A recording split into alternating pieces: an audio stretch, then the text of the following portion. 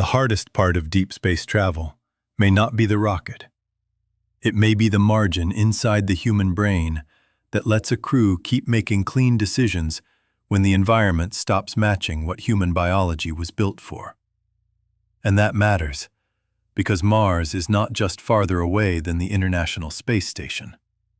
It is farther away from rescue, farther away from medical support, farther away from expert help. So the real question is not whether astronauts are brave enough to go.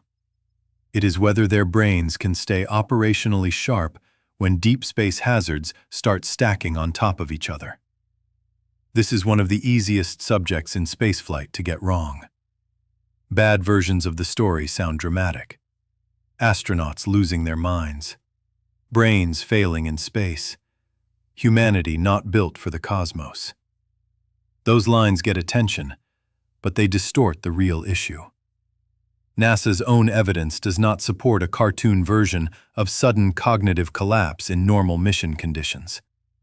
In fact, one of the most important papers in this area, NASA's recent work on 6-month ISS missions, did not find a systematic, across-the-board cognitive decline over the whole flight. That sounds reassuring, and it is, up to a point. But it is only the first layer of the story. The same evidence still found slower performance early in flight on processing speed, visual working memory, and sustained attention. That matters, because exploration does not require perfect collapse to become dangerous. It only requires enough degradation, disorientation, delay, or sensory mismatch to shrink the crew's error margin during critical tasks. And the International Space Station is the easier version of this problem. Low Earth orbit still lives under Earth's magnetic protection. It still has near real-time communication. It still has relatively fast return pathways compared with lunar or Mars architectures. It still has a large support network on the ground. Mars removes or weakens all of those advantages. That is why the phrase brain problem is so useful if it is handled correctly. The real issue is not intelligence in the abstract. It is operational cognition, attention, orientation, decision speed, visual judgment, behavioral stability, error recovery.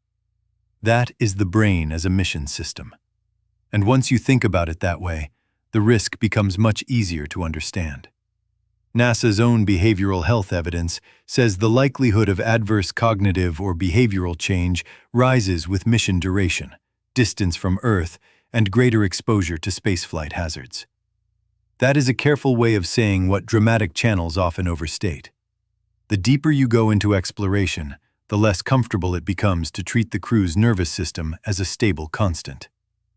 The next layer is altered gravity. NASA's neuroscience work makes this point clearly. The brain depends on gravity-linked sensory information to coordinate movement, orientation, and task performance. When gravity changes, the brain has to adapt.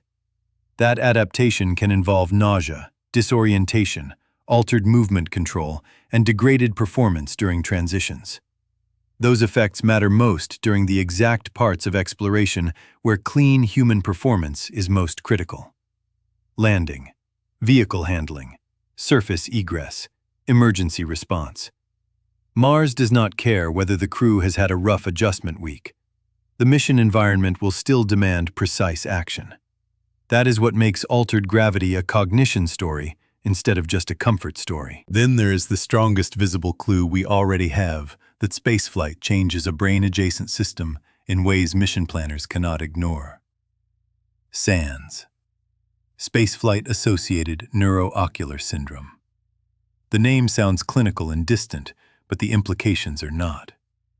NASA says spaceflight in altered gravity can produce ocular and brain structural changes. And NASA's current SANS risk framing indicates that over half of crew members experience one or more symptoms. That does not mean a crew becomes helpless. It means space is already altering the relationship between the eye, brain, and fluid system in ways that matter for operational performance. Vision is not a cosmetic sense in exploration. It is a control system. It shapes readouts, alignment, manual tasks, navigation judgments, and response quality under pressure. If vision degrades, the mission does not merely become uncomfortable. It becomes less tolerant of error. And that is the recurring theme of this entire video. Deep space shrinks tolerance. Not always dramatically, often quietly. Quietly is enough. Then comes the part NASA still treats as a critical knowledge gap: deep space radiation. This is where the ISS stops being a complete analogy and starts becoming a limited preview. Beyond low Earth orbit, astronauts face a radiation environment that cannot be fully simulated on Earth and is expected to interact with the central nervous system alongside every other mission stressor. That is what makes the brain problem such a systems problem. No one hazard has to be theatrical on its own. Radiation does one thing, isolation does another, confinement does another, altered gravity does another, sleep disruption does another, communication delay does another, and together they start leaning on the same human operating system. The crew may remain functional. That is not the same as remaining optimal.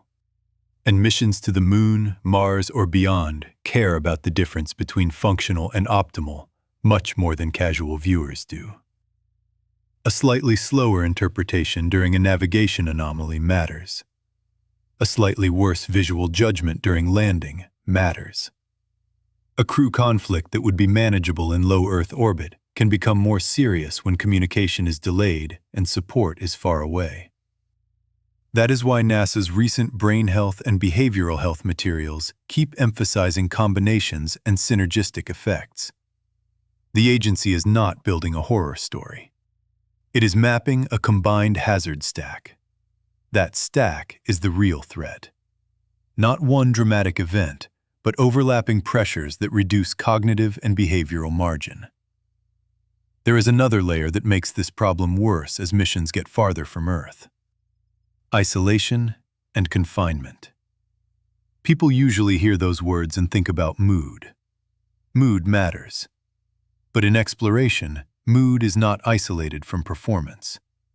A crew living for months in confinement is not just experiencing emotion. It is experiencing the cumulative effect of routine compression, social repetition, lack of novelty, reduced privacy, and a constant awareness that every disagreement happens inside a sealed environment you cannot simply leave.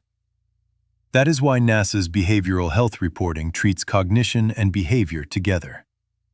The brain problem is not purely neurological. It is operationally neurological.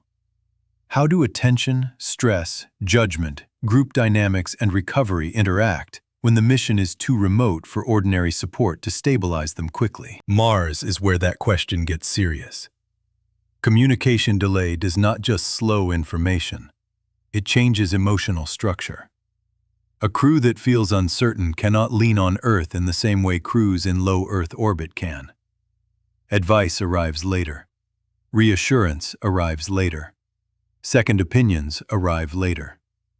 That means the mission gradually shifts more psychological weight onto the crew itself. That is another reason the brain problem is really an autonomy problem in disguise. Autonomy sounds like software and navigation.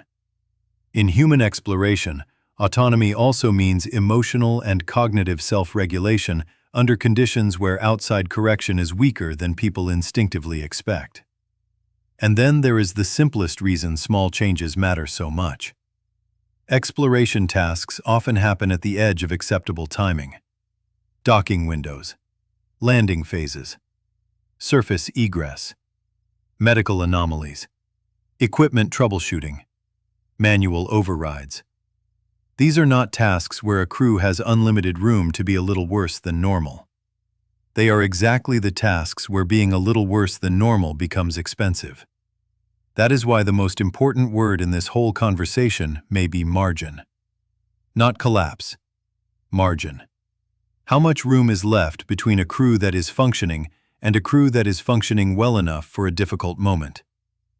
Deep space keeps shaving that room down, one hazard at a time.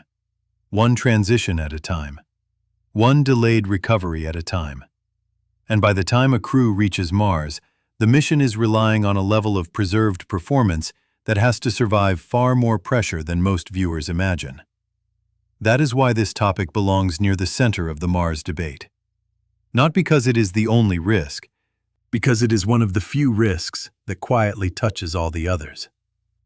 Propulsion can shorten travel time, but it cannot by itself guarantee clean judgment. Shielding can reduce exposure, but it cannot by itself guarantee stable behavior. Training can improve readiness, but it cannot by itself erase the combined hazard stack. The solution will have to be layered, because the problem is layered. This also explains why the brain problem could stop deep space travel before propulsion does. Rocket technology can improve and still leave the human system exposed. You can shorten travel time and still have a crew management problem. You can improve shielding and still have an autonomy problem. You can build better habitats and still have a vision and adaptation problem. Mars is not waiting for one machine. It is waiting for a crew system that keeps human performance usable when Earth is too far away to compensate. That means the solution is not only medical, it is architectural. Crew size choices, workload management, sleep protection, countermeasure design, interface design, redundancy and decision support, training for autonomy, environmental monitoring, task sequencing during adaptation windows, and clear mission rules for what happens when performance quality drops. This is one reason the topic feels so commercially strong on channels like yours. It turns a hidden systems issue into a human stakes story. Not, will space kill you instantly? Will deep space quietly reduce the quality of the one system every mission depends on most? The answer is not simple panic. It is more disciplined than that. Low Earth orbit evidence is somewhat reassuring. Deep space evidence remains incomplete, and the gap between those two facts is exactly where the danger lives. Because the dangerous thing in exploration is often not what we know is bad. It is what we know is plausible, mission relevant, and still not characterized well enough for comfort. That is the current state of the brain problem. Not proof of failure, not proof of doom. Proof that human exploration is more limited by cognitive and behavioral margin than most propulsion-centered conversations admit. If you want to send humans across deep space, you are not just transporting bodies. You are trying to preserve judgment.